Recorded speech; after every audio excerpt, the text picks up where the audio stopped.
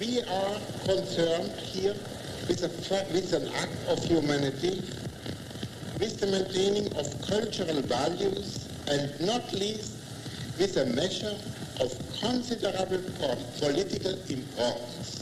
When most people picture Albert Einstein, they think of the disheveled genius with the wild white hair, the eccentric professor whose name became shorthand for brilliance. They picture him scrawling equations on a blackboard, sticking out his tongue in that famous photo, or single-handedly redefining physics with his theory of relativity. What they rarely imagine is Einstein as a young man struggling to find work, falling in love, or navigating the messy complications of marriage. Yet behind the towering reputation was a far more human figure, and hidden in his personal life was a surprising twist. When Einstein finally earned the Nobel Prize in Physics in 1921, he didn't keep the prize money for himself. Instead, he gave it to his ex-wife, Mileva Maric, a decision that has sparked speculation and debate ever since. Mileva was no ordinary woman. Born in 1875 in the Austro-Hungarian town of Titel in modern-day Serbia, she was one of the rare women of her era to pursue advanced studies in mathematics and physics. She was brilliant, fiercely independent, and often described as possessing the same intellectual fire that defined Einstein. While most girls her age were steered toward domestic life, Mileva's family encouraged her ambitions, and by her late teens, she was attending elite schools usually reserved for boys. Eventually, she enrolled at Zurich Polytechnic School, one of the few places in Europe where a woman could study alongside men. It was there in the late 1890s that she met a fellow student who shared her passion for science, a lanky, energetic young man named Albert Einstein.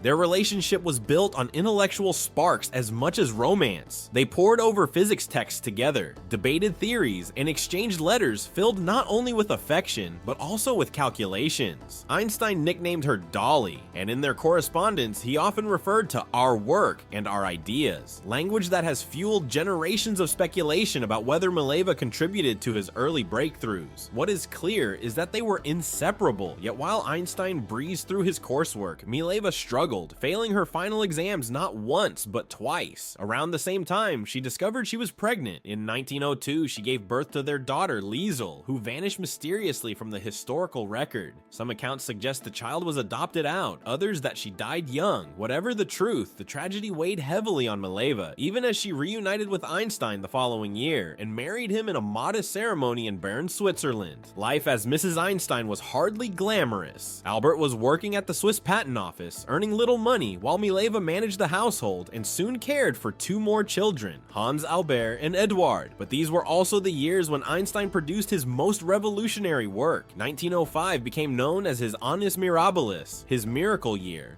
when he published 4 groundbreaking papers, including the one that introduced the world to EAMC2. While historians debate how much Mileva contributed to those early insights, what is certain is that she was present for all of it, supporting him as he worked long hours, bouncing ideas off him, and sacrificing her own ambitions so he could pursue his. By the 1910s, though, their marriage was unraveling. Einstein had become a rising star in European science, moving from Zurich to Prague to Berlin, while Mileva struggled under the weight of domestic life and recurring illnesses. Their second son, Eduard, would later suffer from severe mental health issues, and Mileva shouldered the burden largely alone. To make matters worse, Einstein began an affair with his cousin, Elsa Lowenthal, whom he eventually married. By 1916, he was asking Mileva for a divorce, though she resisted for years, fearing the scandal and worried for her children's future.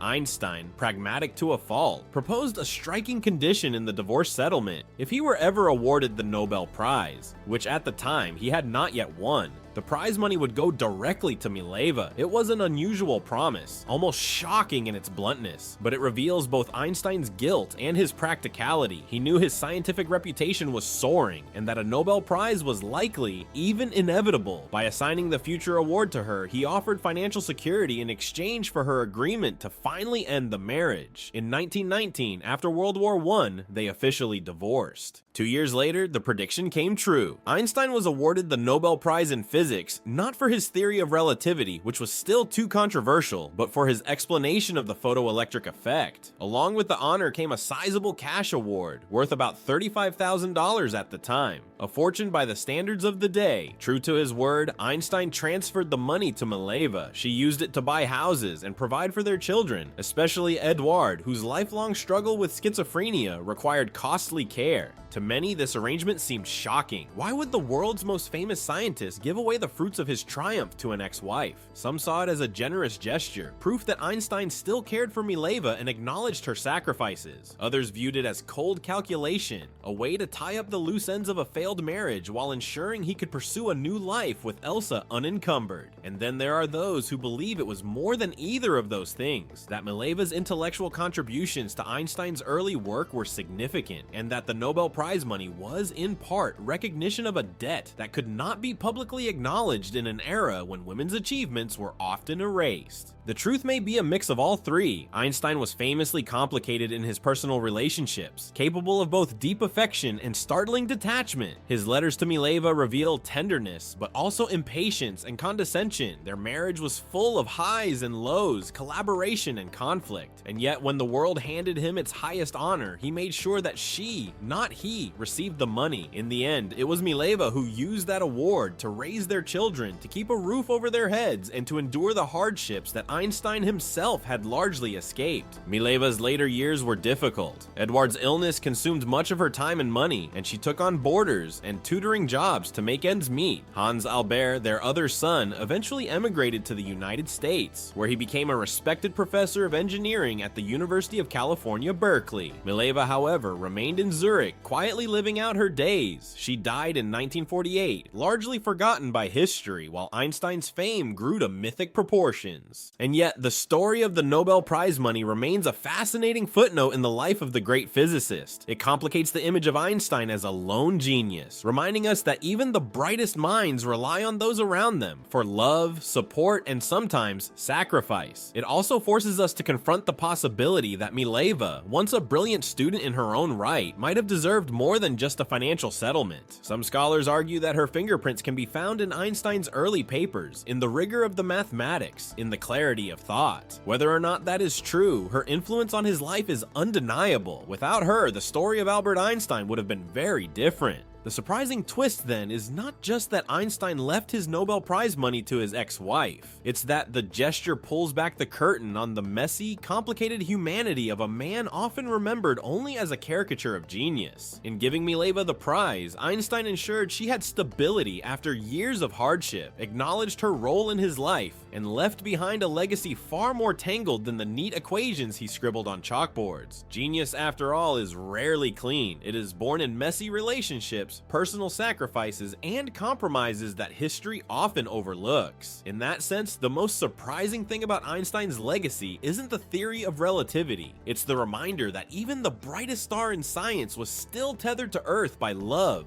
guilt, and responsibility.